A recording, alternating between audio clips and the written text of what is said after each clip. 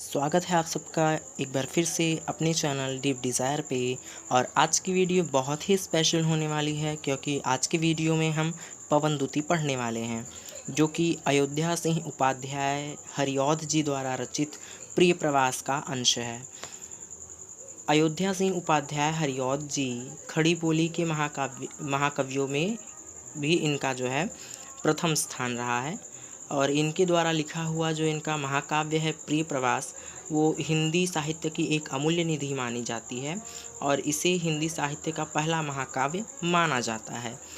इसके अंतर्गत हमारा जो शीर्षक है पवनदूती, उसे हम आज पढ़ने वाले हैं और उसका अर्थ जानने वाले हैं।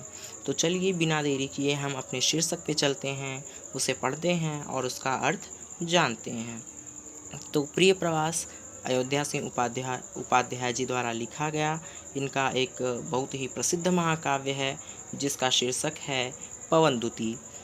देखिए, जो हमारा शीर्षक है पवनदूती, उसमें इन्होंने बताया है कि वियोगिनी राधा की मार्मिक दशा को, कि जब श्री कृष्ण जो है राधा को छोड़कर मथुरा चले जाते हैं तो राधा की विरह व्यथा में कैसी दशा है, उसी को यहाँ पर बताया है। और राधा जो हैं वो पवन को दूती बनाकर अर्थात संदेशवाहक बनाकर श्री कृष्ण के पास भेज रही हैं। तो चलिए ज़्यादा समय न लेकर हम अपने टॉपिक पे आ जाते हैं। तो आज के हमारा जो शीर्षक है आज का, उसका पहला जो है पद देखते हैं। बैठी खिन्नायक दिवस वे गेह में थी अकेली, आके आंसू दृग युगल से थे धरा को भिगोते। आई धीरे इस सदन में पुष्प सदगंध को ले, प्रातः वाली सुपवन इसी काल वातायनों से। संतापों को विपुल बढ़ता देख के दुखिता हो, धीरे बोली सदुख उससे श्रीमती राधिकायूं। प्यारी प्रातः पवन इतना क्यों मुझे है सताती, क्या तू भी है कलुषित हुई काल की क्रूरता से। अब देखिए, हम अपने पद को शुरू करते हैं, लेकिन उससे पहले देखिए इस जो है संपूर्ण जो है शीर्षक में पवनदूती में जो लेखक अयोध्या सिंह उपाध्याय जी हैं, उन्होंने जो है राधा के वियोग का वर्णन किया है। और वियोग का वर्णन करते हुए उन्होंने बताया है कि जो राधा है वो श्री कृष्ण के विरह में व्याकुल हैं और अपना संदेशा पवन के माध्यम से, वायु के माध्यम से श्री कृष्ण के पास भेज रही हैं। अब यहाँ पर लेखक ने जो है राधा को के वियोग का भी वर्णन किया है और उन्हें एक लोक सेविका के रूप में भी चित्रित किया है। तो पहले पद को समझते हैं। बैठी खिन्ना यक दिवस वे गेह में थी अकेली। बैठी यानी बैठी हुई थी, खिन्ना यानी उदास, यक यानी एक, दिवस यानी दिन, गेह यानी होता है कमरा या सदन, कि एक दिन जो राधा हैं वो अपने कमरे में कक्ष में अकेली उदास बैठी थी। आके आंसू दृग युगल से थे धरा को भिगोते, और जो अश्रु थे वो उनके दृग अर्थात नेत्रों से, युगल का अर्थ होता है गालों, कि उनके नेत्रों से आंसू बह के गालों से होते हुए धरा को भिगोते, पृथ्वी को, धरा को भिगो रहे थे। आई धीरे इस सदन में पुष्प सदगंध को ले, और इस सदन में अर्थात उस कमरे में जहाँ राधा जी बैठी होती हैं वहाँ सुगंधित पुष्प प्रवेश करती है। प्रातः वाली सुपवन इसी काल वातायनों से, कि प्रातः वाली सुबह के समय की जो ठंडी शीतल सुगंधित वायु होती है वो ही जो है वातायनों कहते हैं खिड़कियों को, या जो कमरे में जो जाली होती है रोशनदान, उसे कहा जाता है। तो जो है कि खिड़की के माध्यम से या जो है रोशनदान से जो है उनके कमरे में सुगंधित और शीतल वायु सुबह वाली प्रवेश करती है। संतापों को विपुल बढ़ता देख के दुखिता हो, संतापों यानी कष्टों को, विपुल यानी अधिक, बढ़ता देख के, कि जब उनके कष्ट अधिक बढ़ने लगते हैं, दुखिता हो तो दुखित होकर। धीरे बोली सदुख उससे श्रीमती राधिकायों, कि धीरे से बोली सदुख अर्थात दुख के साथ, श्रीमती राधिकायों, कि जब उनके कष्ट और अधिक बढ़ने लगते हैं, चूँकि राधा जी जो हैं वो श्री कृष्ण के प्रेम वियोग में पहले से ही दुखित हैं, और जब सुगंधित वायु प्रवेश करती है तो उन्हें उनका कष्ट और बढ़ जाता है, उन्हें श्री कृष्ण की और याद आने लगती है। तो जब उनके कष्ट और अधिक बढ़ने लगते हैं तो दुखी होकर वो श्रीमती राधिका जो हैं पवन से कहती हैं, धीरे से कहती हैं। क्या कहती हैं? कि प्यारी प्रातः पवन इतना क्यों मुझे है सताती, कि हे प्यारी प्रातः वाली पवन तुम मुझे इतना क्यों सता रही हो, अर्थात मैं कष्ट में तो पहले से ही हूँ, अब तुम मेरे कष्टों को और अधिक क्यों बढ़ा रही हो। क्या तू भी है कलुषित हुई काल की क्रूरता से, कि क्या तुम भी जो है काल की क्रूरता से खिन्न हुई हो, कि जिस प्रकार से मैं काल की क्रूरता से, काल की मार से दुखी हूँ, परेशान हूँ, वियोग से जो मैं जल रही हूँ, क्या तुम भी इसी प्रकार काल की क्रूरता से जो है खिन्न हुई हो, परेशान हूँ, ऐसा वो कहती हैं। तो इसको एक बार फिर समझ लेते हैं कि बैठी राधा जो है एक दिन उदास होकर अपने कमरे में बैठी होती हैं और उनके नेत्रों से आंसू होके गालों से होते हुए धरा पे पड़ रहे थे और उसे भी हो रहे थे। तभी उनके कक्ष में कमरे में जो है खिड़की के माध्यम से जो है सुगंधित प्रातः वाली जो वायु का प्रवेश होता है, और जब उनके कष्ट और अधिक बढ़ने लगते हैं तो वो दुख के साथ जो है पवन से धीरे से यूँ कहती हैं कि हे प्यारी प्रातः पवन, क्यों तुम मेरे कष्टों को और बढ़ा रही हो, मुझे क्यों सता रही हो। क्या जिस प्रकार से मैं काल की क्रूरता से कलुषित हुई हूँ, यानी काल की मार से दुखी हूँ, क्या तुम भी इसी प्रकार से काल की मार से दुखी हो। तो आई होप ये समझ में आ गया होगा। अब हम अपना अगला पद देखते हैं।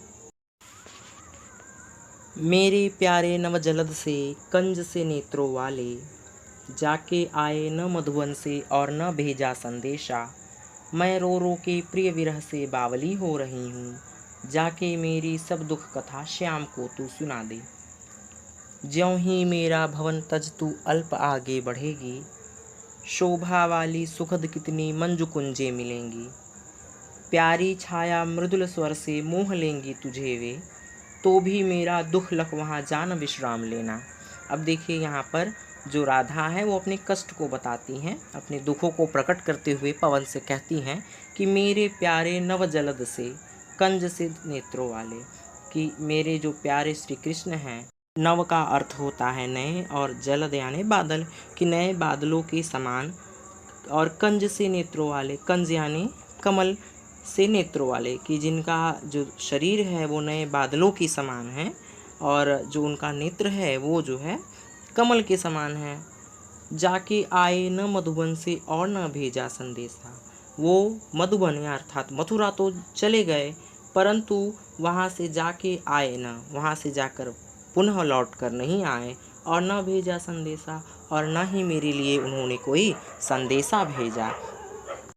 मैं रो रो के प्रिय विरह से बावली हो रही हूँ, और मैं यानी यहाँ पर राधा हैं कहती हैं कि मैं रो रो के प्रिय विरह से यानी प्रिय श्री कृष्ण के विरह में रो रो कर मैं तो बावली पागल सी हो रही हूँ, जाके मेरी सब दुख कथा श्याम को तू सुना दे, और हे पवन जाकर मेरी ये सारी दुख कथा श्याम को तुम कह दो।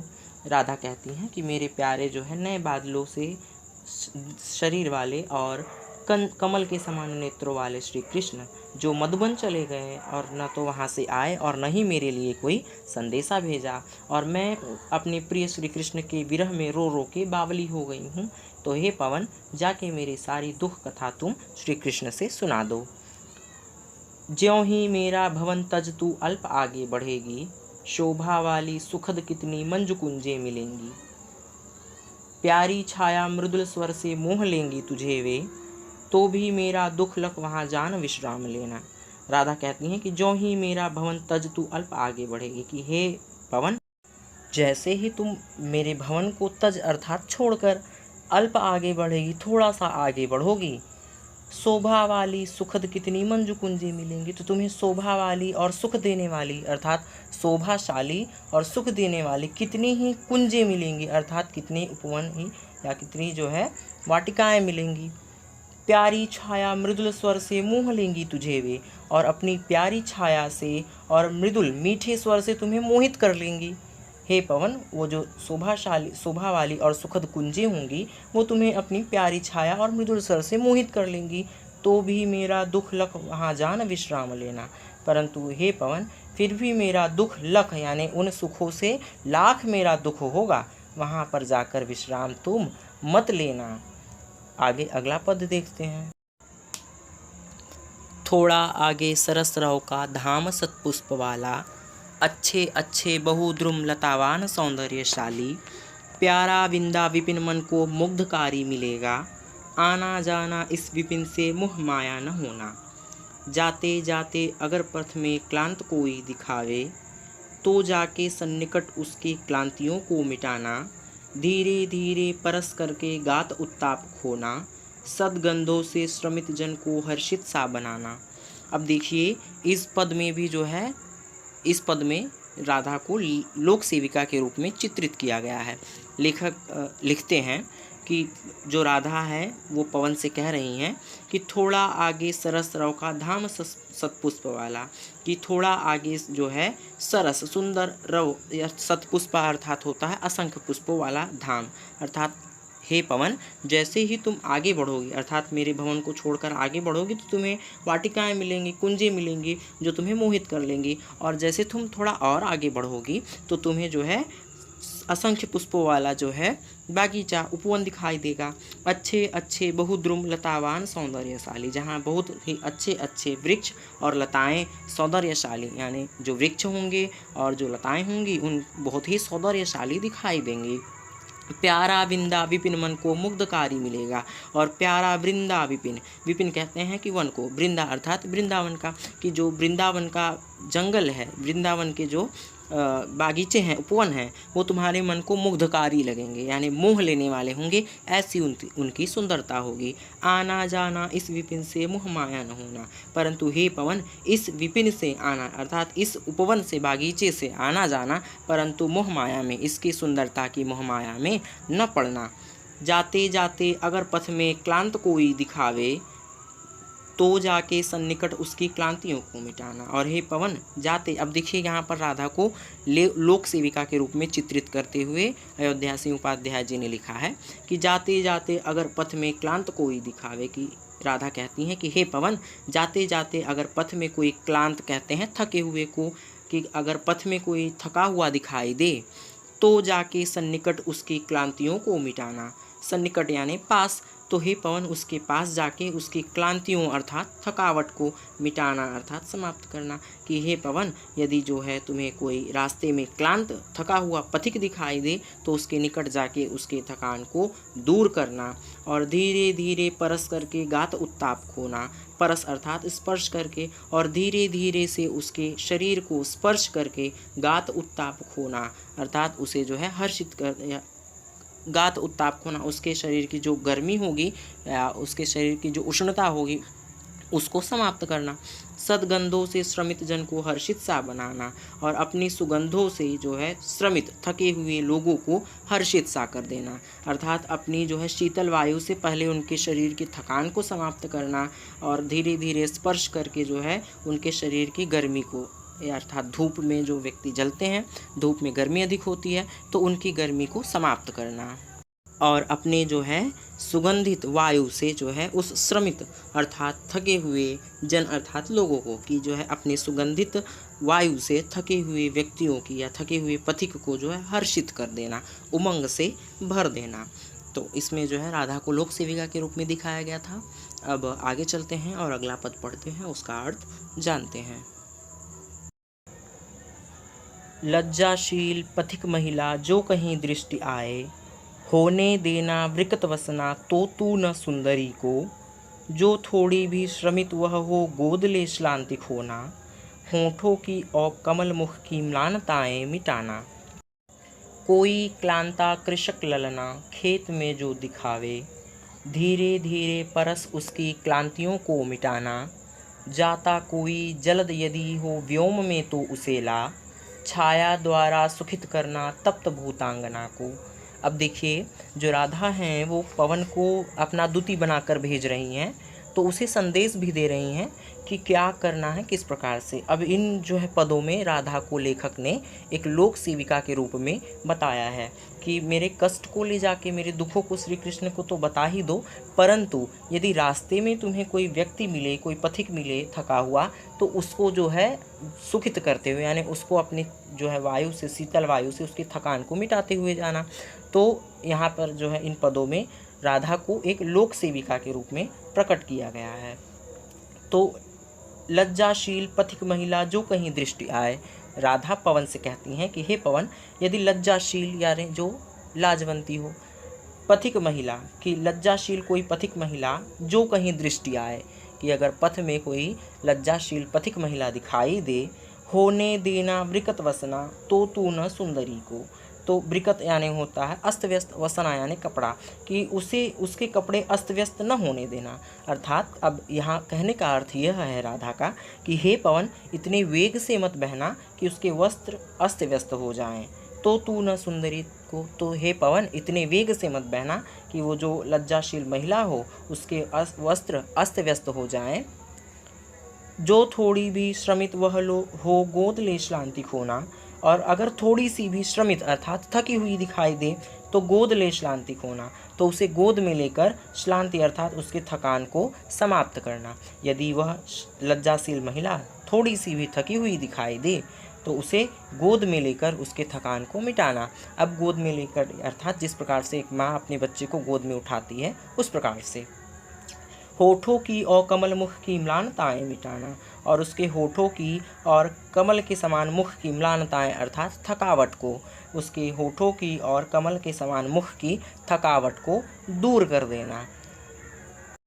कोई क्लांता कृषक ललना, खेत में जो दिखावे, और कोई क्लांता कहते हैं थकी हुई, कृषक ललना यानी होता है पुत्र। अब यहाँ हम पुत्र भी कह सकते हैं पुत्री भी, क्योंकि राधा एक स्त्री हैं तो इसलिए हम यहाँ पे पुत्री शब्द का प्रयोग करेंगे, वो ज़्यादा हितकर होगा। तो कोई क्लांता, कोई थकी हुई कृषक अर्थात किसान की पुत्री खेत में जो दिखावे। हे पवन, कोई थकी हुई किसान की पुत्री जो खेत में दिखाई दे, धीरे धीरे परस उसकी क्लांतियों को मिटाना। धीरे धीरे यानी धीरे धीरे, परस यानी स्पर्श करके, उसकी यानी उस किसान की पुत्री की, क्लांतियों यानी थकावट को या जो है उसके थकान को, मिटाना यानी समाप्त करना। तो हे पवन, धीरे धीरे उसे स्पर्श करके उसके थकान को समाप्त करना। जाता कोई जलद यदि हो व्योम में तो उसे ला, और यदि कोई जलद अर्थात बादल, व्योम यानी आकाश में, और यदि आकाश में कोई बादल दिखाई दे तो उसे ले आकर अर्थात उसे अपने वायु से उड़ा कर लाना। छाया द्वारा सुखित करना तप्त भूतांगना को, और उस जलद बादल की छाया द्वारा उस सुखित करना तप्त भूतांगना को। तप्त अर्थात तपती हुई भूतांगना यानी बच्ची को या किसान की पुत्री को, कि जो है उस बादल की छाया द्वारा उस तपती हुई जो है भूतांगना को, बच्ची को, किसान की पुत्री को सुखित करना, इसका ये अर्थ होगा।